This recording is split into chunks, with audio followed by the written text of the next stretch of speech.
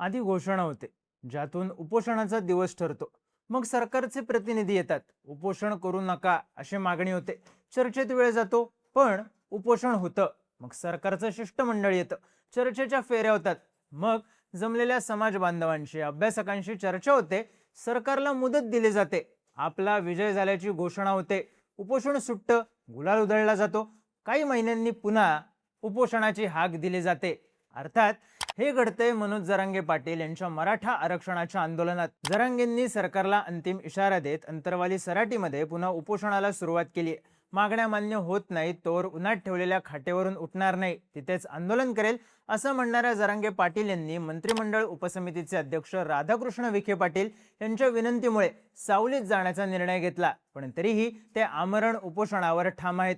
मनोज जरांगे पाटील यांचं हे 10वं आमरण उपोषण आहे. पण आतापर्यंतच्या 9 उपोषणांमध्ये काय घडलं, कोणत्या मागण्या मान्य झाल्या आणि आता जरांगे पाटील कोणत्या मागण्यांसाठी उपोषणाला बसलेत, पाहूयात या व्हिडिओमधून. नमस्कार, मी चिन्मय आणि तुम्ही पाहताय बोल भिडू. मनोज जरांगे पाटील आणि मराठा आरक्षणासाठीचं आंदोलन हे समीकरण बरंच जुनं. अगदी मराठा क्रांती मोर्चा मुंबईत झाला तेव्हाही मराठवाड्यातल्या गावागावातून मनोज जरांगे पाटील यांनी लोकांना मुंबईत नेलं होतं.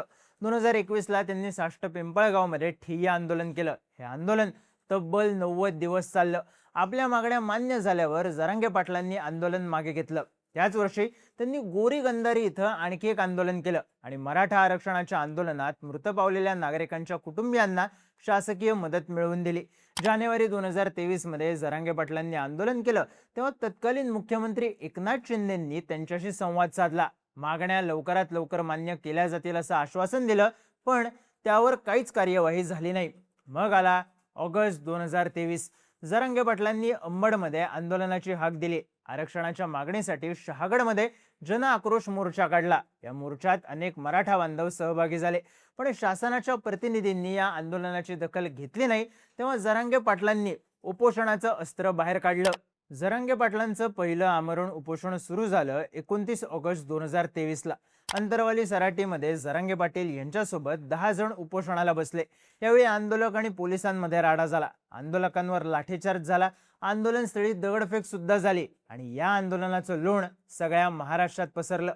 1 सप्टेंबरला झालेल्या या राड्यानंतर राज्यातल्या अनेक नेत्यांनी जरांगे पाटलांची अंतरवाली सराटीमध्ये जाऊन भेट घेतली. या आंदोलनावेळी जरांगे पाटलांच्या मागण्या होत्या, मराठा समाजाला ओबीसी प्रवर्गातून शिक्षण आणि सरकारी नोकऱ्यांमध्ये आरक्षण द्या, जुन्या महसूल नोंदींमधील मराठा कुणबी संबंध शोधून मराठ्यांना कुणबी प्रमाणपत्र द्या, आरक्षणासाठी तातडीने ठोस निर्णय घ्या.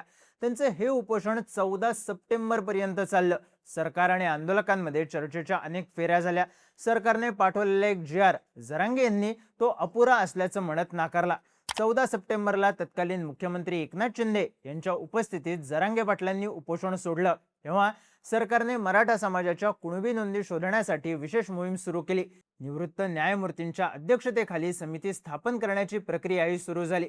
जरांगे पाटील यांनी तेव्हा आपल्या मागण्या मान्य करण्यासाठी राज्य सरकारला 40 दिवसांची मुदत दिली होती. जरांगे पाटलांचं दुसरं आमरण उपोषण सुरू झालं 25 ऑक्टोबर 2023ला. मागच्या उपोषणावेळी दिलेली 40 दिवसांची मुदत संपल्यानंतर जरांगे पाटलांनी पुन्हा उपोषण सुरू केलं. त्यांचं म्हणणं होतं की 40 दिवसांच्या मुदतीमध्ये सरकारने काहीच कार्यवाही केलेली नाही. या आंदोलनावेळी बीड, माजलगावमध्ये जाळपोळ झाली, हिंसाचार सुद्धा झाला. सगळ्या मराठवाड्यात आंदोलनाची ठिणगी पेटली. 31 ऑक्टोबरला मुख्यमंत्री एकनाथ शिंदेंनी जरांगेंशी फोनवर संवाद साधला. त्यानंतर जरांगेंनी पाणी प्यायला सुरुवात केली. मग 2 नोव्हेंबरला न्यायमूर्ती MJ गायकवाड, सुनील शुक्रे, मंत्री उदय सामंत, धनंजय मुंडे यांच्या उपस्थितीत मनोज जरांगे यांनी सरकारला 24 डिसेंबर पर्यंत मुदत देऊन उपोषण स्थगित केलं. यावेळी सरकारकडून मराठा कुणबी नोंदी शोधण्याची प्रक्रिया सुरू आहे. कुणबी प्रमाणपत्र देण्यासाठी आवश्यक ते पुरावे गोळा केले जात आहेत असं सांगण्यात आलं होतं. जरांगे पाटलांचं तिसरं आमरण उपोषण सुरू झालं 26 जानेवारी 2024ला. 20 जानेवारीला मनोज जरांगे पाटील अंतरवाली सराटीमधून मुंबईच्या दिशेने निघाले. सरकारला दिलेल्या मुदतीमध्ये सरकारने काही हालचाल केलेली नाही. प्रश्न जैसे थे ठेवला असं त्यांचं म्हणणं होतं. त्यांनी ज्यांच्या कुणबी नोंदी सापडल्या आहेत त्यांच्या सगळ्या सोयऱ्यांना कुणबी प्रमाणपत्र मिळावं ही मागणी लावून धरली होती. अंतरवाली सराटीमधून मुंबईत प्रवेश करेपर्यंत जरांगे पाटलांसोबत हजारो मराठा बांधव जोडले गेले. शेकडो गाड्यांचा ताफा होता. 26 जानेवारीला वाशीच्या मार्केटमध्ये आंदोलक पोहोचले आणि तिथे आमरण उपोषणाला सुरुवात झाली. पण 27 जानेवारीलाच तत्कालीन मुख्यमंत्री एकनाथ शिंदे यांनी वाशीत जरांगे पाटलांची भेट घेतली आणि त्यांना सगळे सोयरे कायद्याचा मसुदा सुपूर्द केला. शिंदेंच्या हाताने सरबत घेत उपोषण सोडल्यानंतर आपल्या मागण्या मान्य झाल्या असं म्हणत मनोज जरांगे पाटील यांनी गुलाल लावला आणि मुंबईसह सगळ्या महाराष्ट्रात मोठा जल्लोष झाला. जरांगे पाटलांचं चौथं आमरण उपोषण सुरू झालं 10 फेब्रुवारी 2024 ला. मराठ्यांना सरसकट कुणबी प्रमाणपत्र मिळावं, सगळे सोयरेच्या अध्यादेशाची अंमलबजावणी व्हावी अशी त्यांची मागणी होती. या दरम्यान 20 फेब्रुवारीला महाराष्ट्राच्या विधानसभेचं विशेष अधिवेशन झालं, ज्यात मराठा समाजाला 10% स्वतंत्र आरक्षण मंजूर करण्यात आलं. पण मनोज जरांगे पाटील यांनी ओबीसीतूनच आरक्षण मिळावं ही मागणी लावून धरली. त्यामुळे त्यांनी उपोषण सुरूच ठेवलं. 25 फेब्रुवारीला ते मुंबईकडे देवेंद्र फडणवीस यांच्या सागर बंगल्याकडे निघाले, पण त्यांना भांबेरी गावात अडवण्यात आलं. 26 फेब्रुवारीला त्यांनी अंतरवाली सराटीमध्ये गावातल्या महिलांच्या हस्ते 17 दिवस सुरू असलेलं आमरण उपोषण सोडलं. जरांगे पाटलांचं 5वं आमरण उपोषण सुरू झालं 8 जून 2024 पासून. अंतरवाली सराटीमध्ये सुरू झालेल्या उपोषणावेळी जरांगे पाटील यांची तब्येत खालावली. त्यांचं ब्लड प्रेशर आणि शुगर लेवल कमी झाली. सुरुवातीला त्यांनी सलाईन घ्यायला नकार दिला, पण सरकारने विनंती केल्यानंतर त्यांनी सलाईन लावलं. सगळे सोयरे कायदा लागू करा, सातारा आणि हैदराबाद गॅझेटची अंमलबजावणी करा, मराठा आणि कुणबी समाज एकच असल्याचा कायदा करा, मराठा आंदोलकांवरचे गुन्हे मागे घ्या, अशा अनेक मागण्या जरांगे पाटलांनी केल्या. या उपोषणावेळी चर्चेसाठी मंत्रिमंडळ उपसमिती सक्रिय राहील, सगळे सोयरे आणि कुणबी प्रमाणपत्रांची मागणी निकाली लावली जाईल अशी आश्वासनं देण्यात आली. सरकारने मुदत मागितली आणि 13 जूनला मंत्री शंभूराज देसाई आणि खासदार संदीपान भुमरे यांच्या उपस्थितीत मनोज जरांगे पाटील यांनी सरकारला 1 महिन्याची मुदत देत उपोषण सोडलं. जरांगे पाटलांचं 6वं आमरण उपोषण सुरू झालं 20 जुलै 2024 ला. सरकारनं आपल्याला दिलेलं वचन पाळलं नाही असा आरोप त्यांनी सरकारवर केला. सगळे सोयरे अध्यादेशाची अंमलबजावणी करावी, कुणबी प्रमाणपत्र लवकरात लवकर द्यावी अशी मागणी त्यांनी केली. यावेळी सरकारने त्यांच्या उपोषणाकडे फारसं लक्ष दिलं नाही अशी चर्चा झाली. 24 जुलैला गावातल्या महिलांच्या हस्ते जरांगे पाटील यांनी उपोषण मागे घेतलं, तेव्हा त्यांनी सरकारला 13 ऑगस्ट पर्यंतची मुदत दिली आणि मागण्या मान्य झाल्या नाहीत तर राज्यव्यापी आंदोलन करणार असा इशारा सुद्धा दिला. जरांगे पाटलांचं 7वं आमरण उपोषण सुरू झालं 17 सप्टेंबर 2024 ला. मराठवाडा मुक्ती दिनाचा औचित्य साधून त्यांनी मध्यरात्रीच उपोषणाला सुरुवात केली. या उपोषणावेळी त्यांनी सगळे सोयरेचा अध्यादेश, मराठा आंदोलकांवर दाखल असलेले गुन्हे मागे घ्यावेत याच मागण्या केल्या. उपोषणादरम्यान त्यांची तब्येत खालावली. मराठा बांधवांनी त्यांना उपोषण मागे घेण्याची विनंती केली. विधानसभा निवडणुकांच्या तोंडावर हे उपोषण सुरू असल्यानं याची राज्यभर प्रचंड चर्चा झाली. 25 सप्टेंबरला सरकारला इशारा देत आंदोलन सुरूच राहणार असल्याचं म्हणत जरांगे पाटलांनी गावातल्या महिलांच्या हाताने सरबत घेत आपलं उपोषण सोडलं. जरांगे पाटलांचं 8वं आमरण उपोषण सुरू झालं 25 जानेवारी 2025 ला. यावेळी त्यांनी आपल्या जुन्याच मागण्या कायम ठेवल्या. सोबतच मस्साजोगचे सरपंच संतोष देशमुख यांच्या हत्या प्रकरणातल्या आरोपींना फाशीची शिक्षा देण्याची मागणी सुद्धा केली. उपोषणाच्या 5व्या दिवशी 29 जानेवारीला जरांगे पाटलांची तब्येत खालावल्याच्या बातम्या आल्या. त्यानंतर सरकारच्या प्रतिनिधींनी त्यांची भेट घेतली आणि 30 जानेवारीला जरांगे पाटील यांनी उपोषण मागे घेतलं.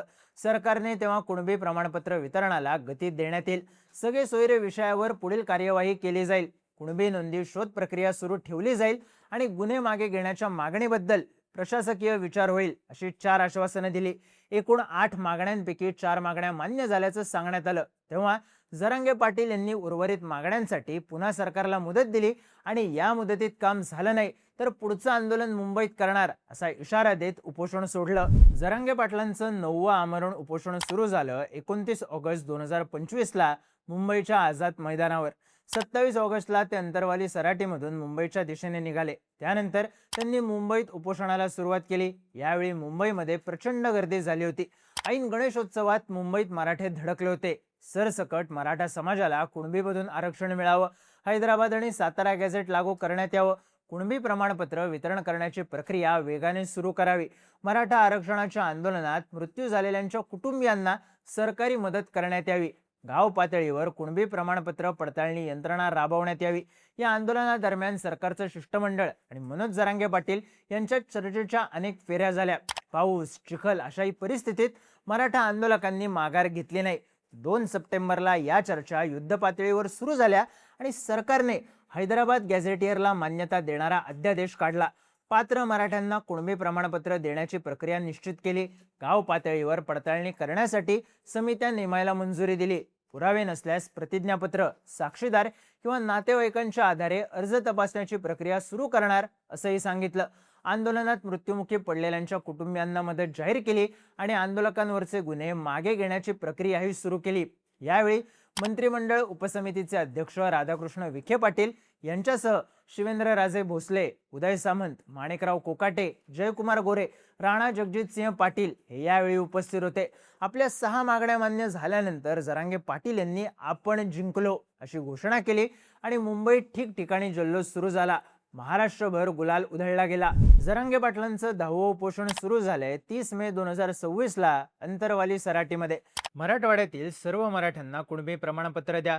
सातारा, कोल्हापूर, औंध आणि पुणे मिरज संस्थानांचा GR काढा. 1994च्या धर्तीवरच GR काढा. महाराष्ट्रातील सर्व गुन्हे सरसकट मागे घ्या. आंदोलनात बलिदान देणाऱ्या कुटुंबियांना महावितरण आणि MIDC मध्ये नोकरीचा GR काढा. सारथीच्या सर्व योजना पुन्हा सुरू करा. महामंडळाचे सर्व परतावे ताबडतोब वाटप केले पाहिजे. कुणबी प्रमाणपत्र दिलेले त्याची व्हॅलिडिटी द्या. मराठा उपसमिती काही कामाची नाही. अध्यक्षाला काम नाही. उपसमिती बरखास्त करा. स्वतंत्र कुणबी आणि मराठा मंत्रालय स्थापन करा. शिंदे समितीला मुदतवाढ देऊन रेकॉर्ड तपासायला लावा. अशा 10 मागण्या करत त्यांनी उपोषणाला सुरुवात केली. मंत्रिमंडळ उपसमितीचे अध्यक्ष राधाकृष्ण विखे पाटील यांनी जरांगे पाटलांची भेट घेतली आणि मराठा आरक्षण कक्ष पुढील 1 महिन्यात सुरू करण्यात येईल. नोंदी शोधणे, प्रमाणपत्र वाटप आणि जात पडताळणीसाठी एक हेल्पलाईन 8 दिवसात सुरू करणार. कुणबी प्रमाणपत्र वितरित करण्यासाठी SOP तयार केली आहे. आंदोलनात मृत्युमुखी पडलेल्यांच्या वारसांना 15 दिवसात अर्थसहाय्य देण्यात येईल. कामामध्ये निष्काळजीपणा करणाऱ्या अधिकाऱ्यांवर शिस्तभंग विषयक कारवाई करण्यात येईल. अशा 5 आश्वासनांचा ड्राफ्ट जरांगे पाटील यांना दिला. विखे पाटलांसोबत झालेल्या चर्चेनंतर आता जरांगे पाटील उन्हातून सावलीत गेलेत. पण त्यांच्या मागण्या मान्य होतात का आणि ते उपोषण मागे घेतात का हा मोठा प्रश्न आहे. थोडक्यात काय तर मराठ्यांना सरसकट OBCतून आरक्षण द्या ही जरांगे पाटलांची मुख्य मागणी अजून मान्य झालेली नाही. पण आतापर्यंत कुणबी नोंद असलेल्यांना प्रमाणपत्र, हैदराबाद गॅझेटियर बद्दलचा निर्णय अशा काही गोष्टी झाल्या आहेत. पण या कामांना अपेक्षित गती नसल्याचं जरांगे पाटील यांचं म्हणणं आहे. त्यामुळे आता त्यांनी 10व्यांदा उपोषणाचं अस्त्र बाहेर काढत हा अंतिम लढा असल्याचा इशारा पुन्हा दिला आहे. मनोज जरांगे पाटील यांनी आतापर्यंत केलेली 9 उपोषणं, त्यांच्या मान्य झालेल्या मागण्या, न मान्य झालेल्या मागण्या आणि त्यात पुन्हा सुरू झालेलं उपोषण या सगळ्याबद्दल तुम्हाला काय वाटतं? तुमची मतं आणि प्रतिक्रिया कमेंट करून नक्की सांगा आणि माहितीपूर्ण व्हिडिओज पाहण्यासाठी बोलबिडूच्या YouTube चॅनलला सबस्क्राईब करायला विसरू नका.